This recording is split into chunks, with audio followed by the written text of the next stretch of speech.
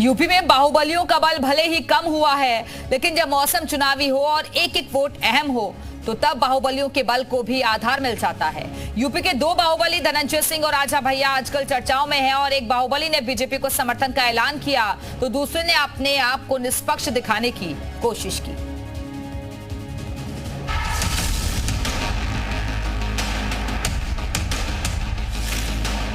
एक तरफ धनंजय सिंह ने बीजेपी को बिन मांगे समर्थन दे दिया तो दूसरी तरफ राजा भैया ने समर्थन मांगने के बावजूद बीजेपी को मुश्किल में डाल दिया। तो सवाल उठता है कि क्या चुनाव में बाहुबली जरूरी हैं या मजबूरी बन गए हैं। शुरुआत जौनपुर से।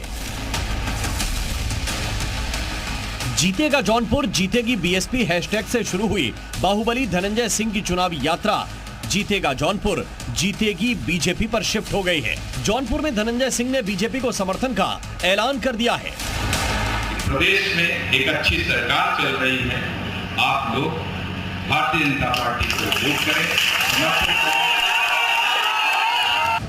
दरअसल सजा याफ्ता होने के बाद धनंजय सिंह ने अपनी पत्नी श्रीकला को बीएसपी के टिकट पर चुनावी मैदान में उतारा था, लेकिन नामांकन के आखिरी दिन बीएसपी ने जौनपुर में खेला कर दिया। श्रीकला का टिकट काटकर मौजूदा सांसद श्याम यादव को ही जौनपुर से टिकट दे दिया। पत्नी का टिकट कटने के बाद से ही धनंजय सिंह सियासी ठिकाने की तलाश में थे और आज उन्होंने जौनपुर में बीजेपी को समर्थन देने का ऐलान कर दिया। यानी कृपा शंकर सिंह को धनंजय सिंह का साथ मिल गया। जौनपुर में बीजेपी ने कांग्रेस से आए कृपा शंकर सिंह पर दांव लगाया है। वहीं श्रीकला सिंह का टिकट काटकर बीएसपी ने श्याम यादव को उम्मीदवार बनाया है, जबकि एसपी ने बाबू सिंह कुशवाहा को जौनपुर से टिकट दिया है। यादव समाज परंपरागत तौर पर एसपी का वोटर माना जाता है। ऐसे में बीएसपी की तरफ से यादव उम्मीदवार को मैदान में लाने से यादव वोट बढ़ सकता है और इसका फायदा बीजेपी को मिल सकता है।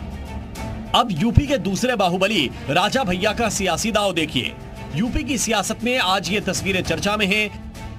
राजा भैया के घर बीजेपी के दिग्गज नेता हाजिरी लगाने पहुंच गए, जिनमें केंद्रीय मंत्री संजीव बालियान और कौशाम्बी से सांसद और बीजेपी उम्मीदवार विनोद सोनकर शामिल थे।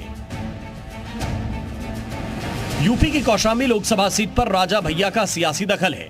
यहां वोटरों की लंबी चौड़ी तादाद है जो राजा भैया के कहने पर वोटिंग का मिजाज बदल देती है।